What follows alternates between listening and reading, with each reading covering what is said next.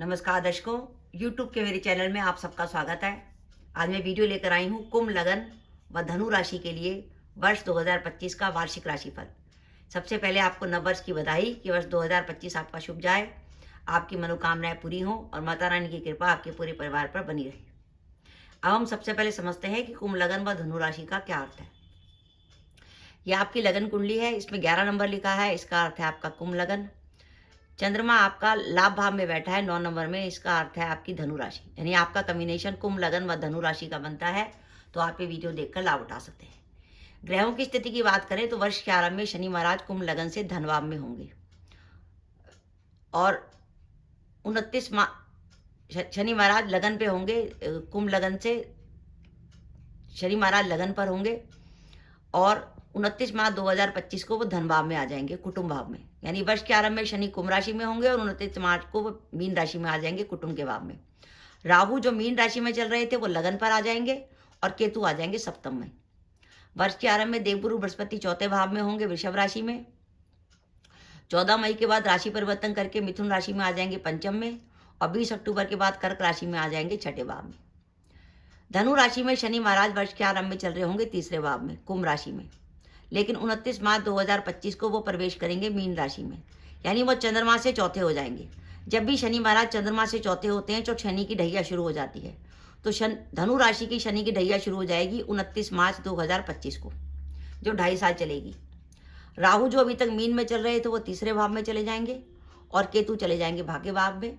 वर्ष के आरंभ में जो गुरु जो होंगे वो छठे भाव में होंगे, 14 मई के बाद सप्तम में और 20 अक्टूबर के बाद अष्टम में। ये ग्रहों की स्थिति है कुंभ लगन व धनु राशि के लिए।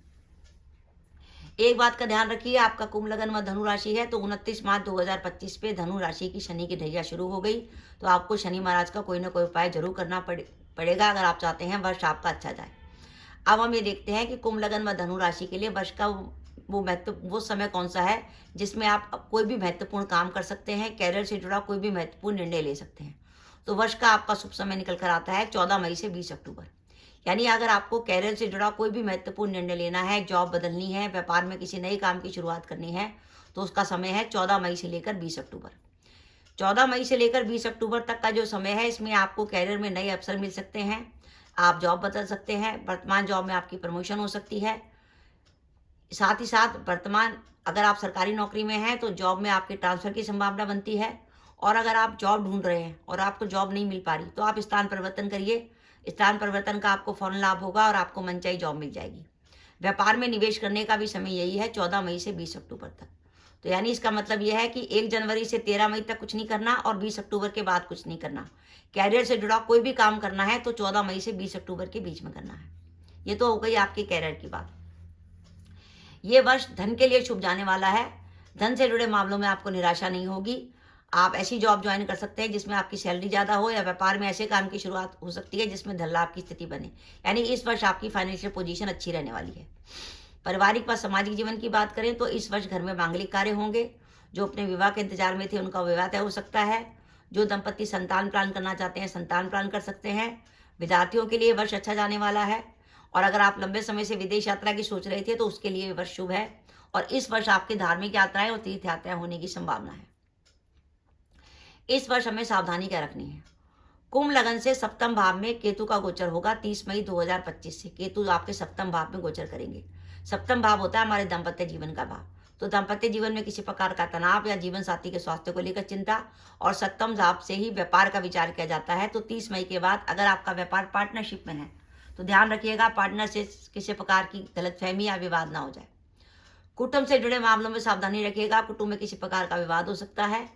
और क्योंकि धनु राशि पर शनि की ढैया चल रही है तो ये वर्ष माता पिता के स्वास्थ्य के लिए सही नहीं है। माता पिता के स्वास्थ्य का ध्यान रखिएगा।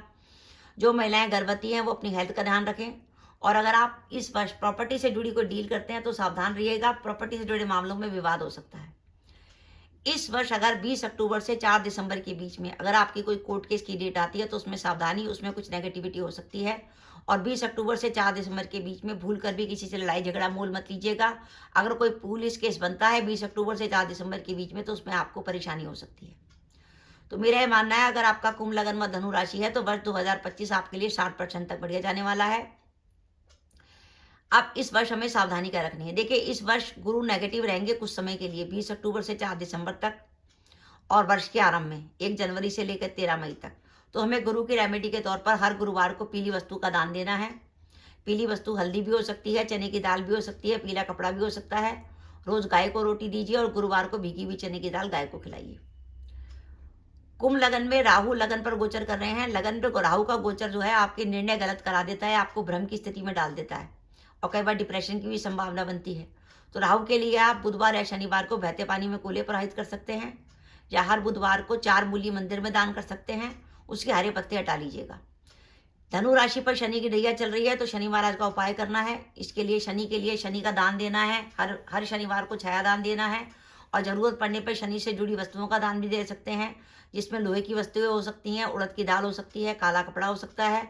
और अगर आपको लगे कि शनि की ढैया चल रही है और कामों में बाधाएं आने लगी, काम उतनी तेजी से नहीं हो रहे, काम रुक रुक के हो रहे हैं, तो शनि महाराज को प्रसन्न करने के लिए आप हनुमान जी को 8 शनिवार चूल्हा चढ़ा दीजिए। कहते हैं अगर शनि महाराज को प्रसन्न करना है तो हनुमान जी की पूजा करी जाए। तो अगर आप 8 शनिवार हनुमान जी को चूल्हा चढ़ा देंगे तो उससे भी शनि के ढैया का प्रभाव, नेगेटिव प्रभाव कम हो जाएगा।